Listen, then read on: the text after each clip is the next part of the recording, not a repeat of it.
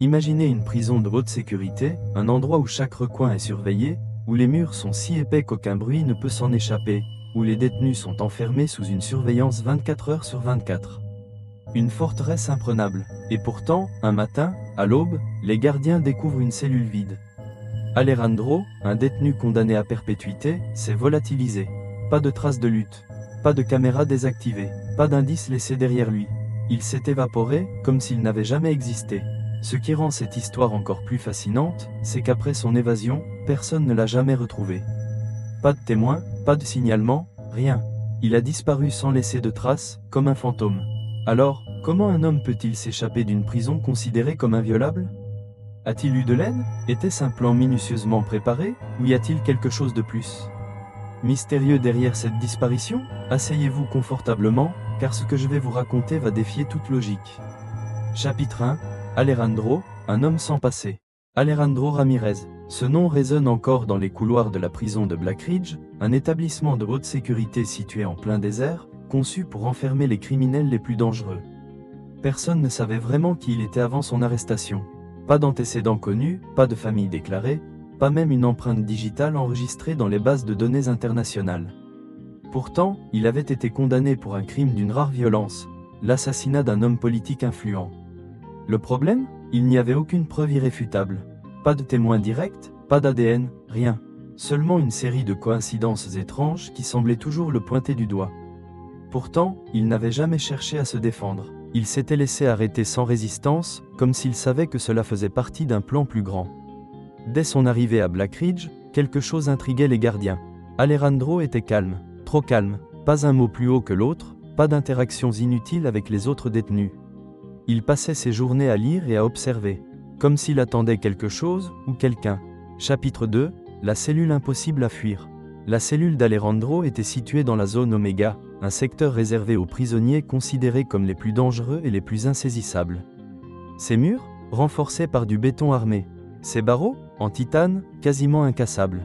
Les gardiens, des hommes triés sur le volet, formés aux situations extrêmes.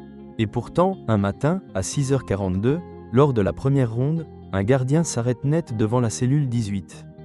Elle est vide, la porte est toujours verrouillée de l'extérieur. Aucun trou dans les murs. Les caméras de surveillance? Elles n'ont rien enregistré d'anormal. On le voit s'endormir à 23h17, et puis plus rien. Comme s'il s'était évaporé. L'alerte est donnée immédiatement. Impossible, il ne pouvait pas s'être échappé. Les détecteurs de mouvement n'ont rien capté. Les drones de surveillance n'ont repéré personne. Aucun des autres détenus n'a entendu quoi que ce soit. C'est comme si Alejandro Ramirez n'avait jamais existé. Chapitre 3. Les indices troublants. La fouille commence. Les gardiens retournent chaque centimètre carré de la prison. On interroge les détenus, les employés, même les cuisiniers. Personne ne comprend. Mais alors qu'ils inspectent sa cellule, ils trouvent quelque chose d'étrange.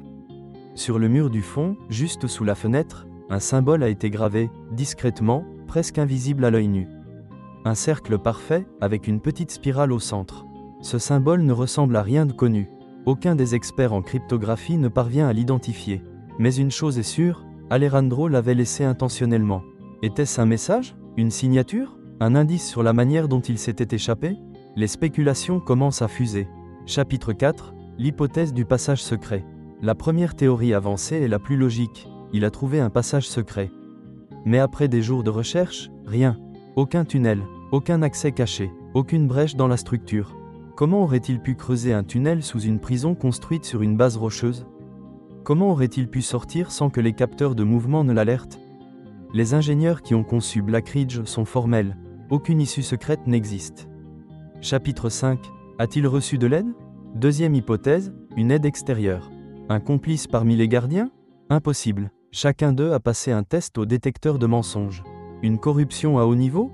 Si c'était le cas, pourquoi n'y aurait-il aucune trace d'un échange, d'un pot de vin, ou même d'un plan d'exfiltration?